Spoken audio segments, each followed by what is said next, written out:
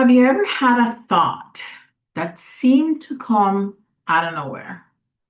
Maybe you suddenly knew who was calling you before you look at your phone. Maybe you had a dream that later happened. Maybe you walked into a room and instantly knew something was kind of off.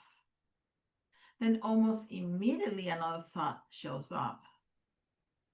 I'm probably making that up. If you ever done that, you are not alone. In fact, that's one of the most common questions I hear from people beginning to explore their intuition. How do I know if it's intuition or I'm making it up? The truth is, intuition rarely arrives with a giant flashing sign that says, I'm intuition. That would be nice. Most time it shows up quietly for most of us. For some of us, it screams, but for most people, it's very quietly. It's a thought, a feeling, a picture in your mind, and knowing that seems to appear before you had time to think about it. And because it's so subtle, our logical mind often jumps in and starts questioning it.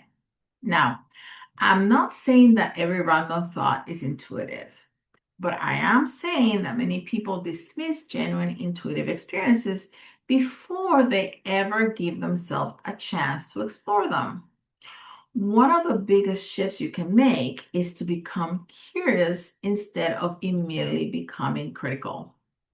Instead of asking, did I make that up? Try asking, that's interesting. I wonder why that came to mind. That one small shift, change, keep the conversation open, right? One pro tip I can give you is that if you think something random, pay attention to that.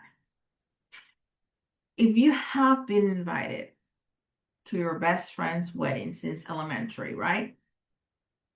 And all of a sudden you think about a kid you used to like in grade school, that is a natural progression. That's not random.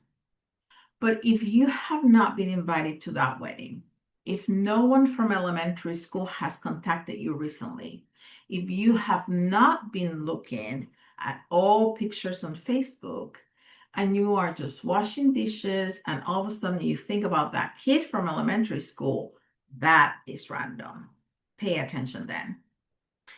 And you don't have to believe every impression. You don't have to reject every impression either. Just become an observer.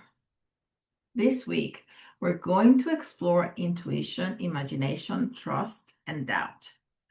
Not so you can believe everything you experience, but so you can begin to recognize how your intuition naturally speaks to you, because everyone's process is a little different.